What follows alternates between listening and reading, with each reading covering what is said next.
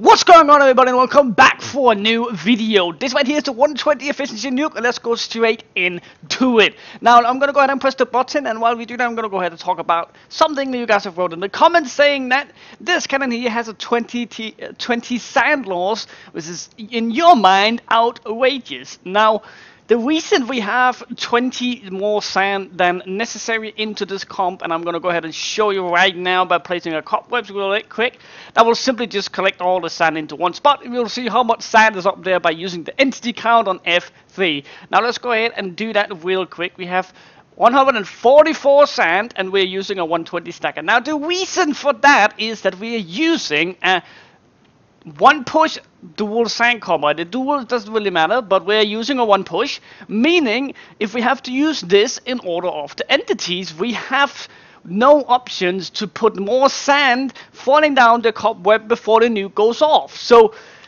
the meaning of this is that this sand right here, or basically the one push sand, which is right here, now that right here is only getting pushed out just before that booster right there explodes, meaning that no matter what we do, this one-shot sand will always come last, meaning we can't like delay or nuke so much that it will be following the order of entities, meaning that that sand right here, we can make that stack perfectly, meaning we need more sand into the comp before the nuke goes off. So we need 122 sand, I guess, down into the sand comp before this goes off.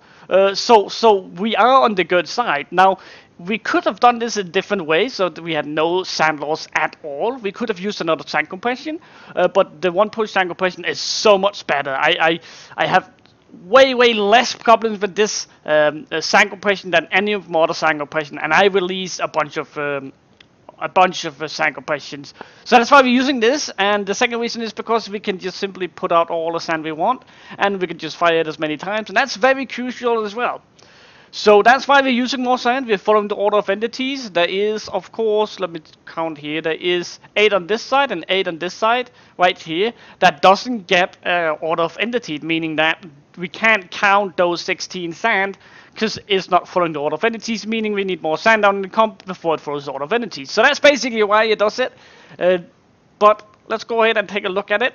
Now, real quick, works perfectly, and it nukes perfectly. Now, sometimes it leaves one sand down there. Don't worry about that. We could have added maybe one more nuke to this, one more dispenser of nuke to this, and it would probably have worked. But it's just going to look silly, so we're not going to do that. We're just using this simple way, as you see right there. We're just going to do this simple flat, as you see right here. But as I said, you can go ahead and you can add with one dispenser right here, fill it with TNT, and it will probably nuke all the way. But I'm not going to do that for just one sand. Now, before I end off this video here, I quickly want to show you guys where you can change the different ticks and what's on the cannon and what's not on the cannon. First of all, these buttons here has to go. Sorry about that. The next one is, if you want to change the hammer, you can do it right here. Now, if you add one tick over here, you have to do exactly the same over here. If you do it on both sides, it's going to work perfectly. If you do it on one side, it's not going to work. It's only going to stack half of it. Now, after that, we have this right here. This is basically the Obsidian breaker. Now, on some servers, Obsidian has an outrageous amount of durability. So this right here just helps you get it in one shot, if you don't want to use the nuke, of course. The nuke itself have a scatter. Isn't really a scatter, but the nuke makes the hole. But you can use this right here if you don't want to nuke. All you have to do is add redstone down there, do this closing all the way up, and there you go. That is completely fine now. Just make sure that all these right here is in full repeaters. Now that is basically how you do this, like the Obsidian breaker and the hammer. Now this right here is the slap bust. If you want to disable it, you can do it right there. Or you can even move this. If you wanted to, you can move that over here, and you can add a repeater if you want a downward hybrids or whatever. You could do that as well. But other than that, guys, I'm pretty sure that's just about it. The nuke itself is all taken care of. So the ticks for that is not to be changed. The cannon can shoot 25 to 27 chunks because we have a massive power. Of course, there's no need to use this massive power. Like if I was you, I would probably scale it down to whatever range you were shooting. But I think that'll be just about it for this video here, guys. I hope you guys enjoyed this video. And if you do, remember to like this video here. Comment down below if you have a question, suggestion, whatsoever. Anything is really a question in my mind, so go ahead and leave a comment down below.